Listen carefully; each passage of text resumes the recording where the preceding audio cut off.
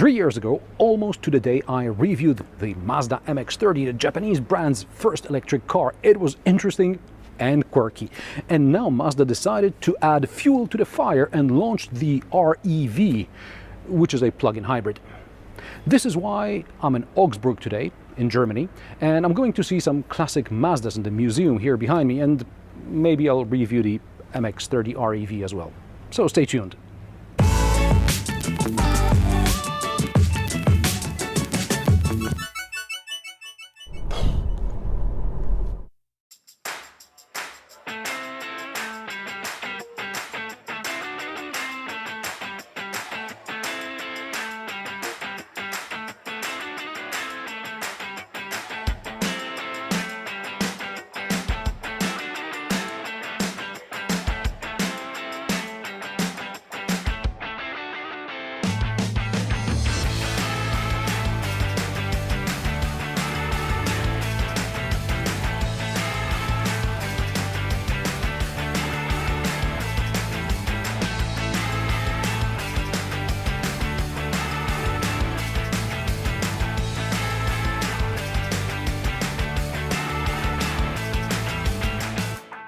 The Mazda MX-30 is a crossover built on the same platform as the moneymaker CX-30. I don't understand why Mazda simply didn't make an electric version of a car that's in a popular segment and instead decided to shove the electric powertrain into a separate model for which they had to design some bespoke components. I mean, why is that a good idea? We jump forward to tomorrow. Product presentation and interviews with experts were held after the test drives on the first day, and my plan was to insert here an interview with someone from Mazda who could tell me straight how it is, why MX-30, and nobody would tell me straight. But from what I gathered talking to several people, Mazda isn't particularly exciting about electrification in Europe, but it has no choice. And since the MX-30 EV sales don't fulfill the emission quotas, perhaps the MX-30 R-EV will get more people on board. Secondly, anytime I suggested Mazda could have just packed this tech into the more practical CX-30, there was some uneasiness among my speakers. And thirdly, probably the best explanation I got, MX stands for Mazda Experimental. This is an experiment. Whatever conclusions are drawn from it, Mazda will implement them in the future, whatever the future holds. And now, back to yesterday. At launch of the electric MX-30, Mazda announced there is going to be a range extender version as well. However, for legal reasons, it is classified as a plug-in hybrid with a 50-liter fuel tank and a promised range in electric mode of 85 kilometers in the combined cycle. It's safe to assume that the MX-30 R-EV has more range using the internal combustion engine than just from the traction battery. Mazda assumes that the 80 kilometers or so in combined cycle and up to 110 kilometers in the city should be enough for daily errands, and that the range extender is just there for peace of mind most of the time. But there are range extenders, and then there are range extenders. In the BMW i3 Rex, the extra range generated by the internal combustion engine was less than the range in electric mode, and the fuel tank had just several liters capacity. It's no coincidence Mazda invited the media to the Augsburg Museum. It's more than just showing us cool exhibits, and some of them are really cool. Mazda wants to remind people about its use of the Wankel engine, something the Japanese have been working on with NSU since the early 1960s. And yes, NSU is the same company that later became a part of Audi. NSU beat Mazda to launching of the first Wankel engine-powered car in 1964, but in 1967 Mazda launched the Cosmo Sport, which was the world's first car powered by a twin-rotor Wankel engine. Mazda developed the Wankel engine for 45 years, even though other manufacturers abandoned this technology relatively quickly. Why? And how does such an engine work? In a nutshell, in a conventional engine we have pistons going back and forth. One piston, one cylinder. In a Wankel rotary engine, instead of a piston, we have a Relo triangle rotor that rotates eccentrically. Yes, that's very eccentric. And divides the rotor housing into 3 chambers where intake, compression, ignition, expansion and exhaust happens depending on the position of the triangle. To make it all possible, the triangle has apex seals, and it's the seals that are, according to some, the Wankel engine's Achilles heel. At least when it comes to engines that experience the load of propelling the wheels. Here, the Wankel engine is used to generate power, meaning it should run in the optimum RPM range, which in turn translates into low emissions, high efficiency, and perhaps also longer life. So we increased the width of the apex seals, so they are more wider than before, and also the plating of the rotor housings.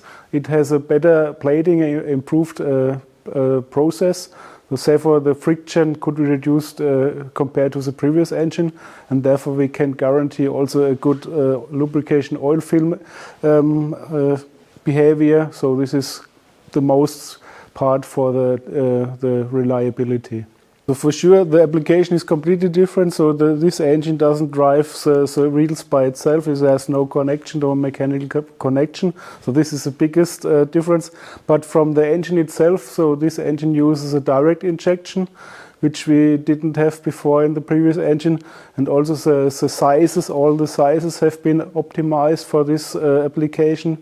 So of course the engine principle is the same, but all the structure, the dimension were changed from the previous engine. And it's a single rotor. Before we had two rotor engines.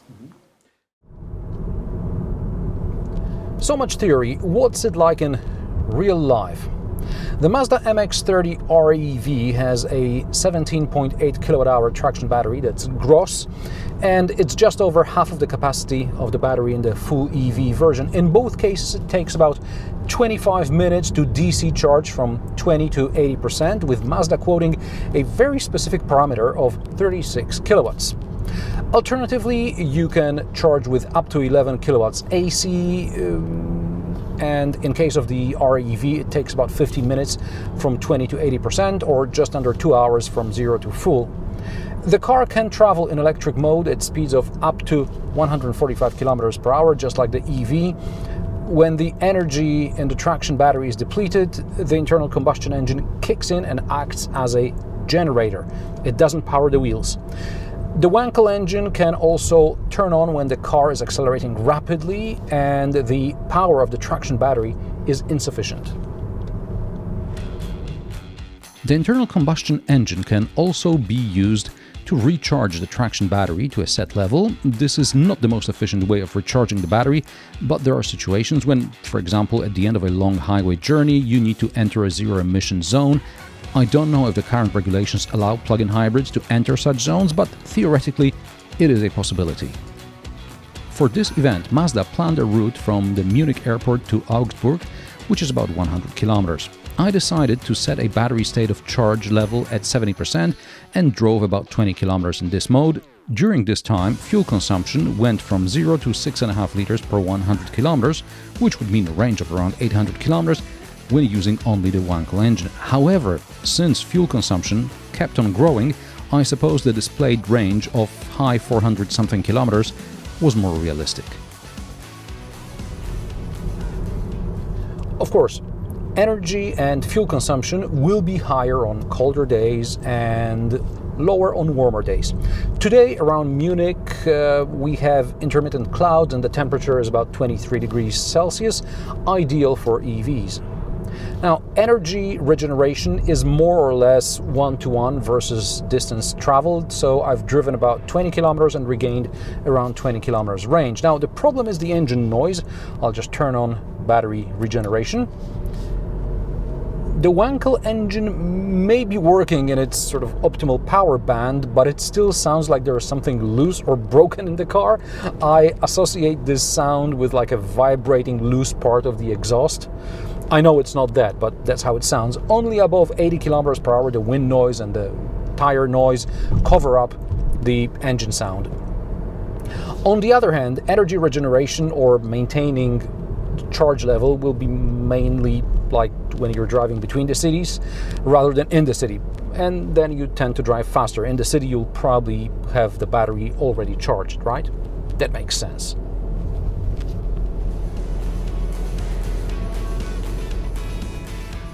Mazda insists that the MX-30 is also all about Jinbai-Tai, or the unity of the horse and the rider, and thanks to the electronic diff, the car handles well in corners.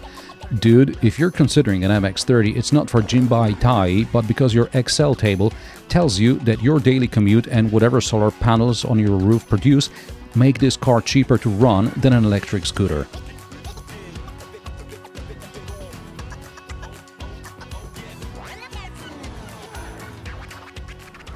And I think this is Mazda's main advantage here. The MX-30 was always relatively cheap.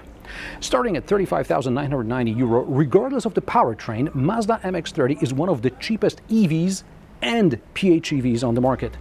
And the R-EV has an electric-only range comparable with much more expensive PHEVs.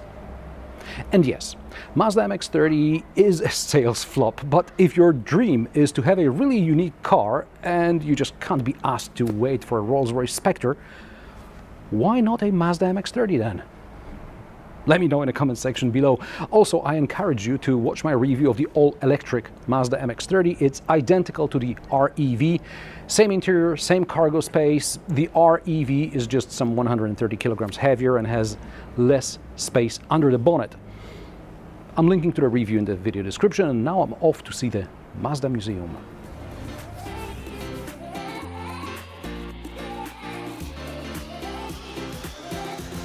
If you like my sarcastic, down-to-earth and possibly mildly amusing car reviews, join me every Friday at 3 p.m. Central European Time, and don't forget to subscribe and like this video as it helps me with the YouTube algorithm. Thanks for watching, and I will see you in the next one.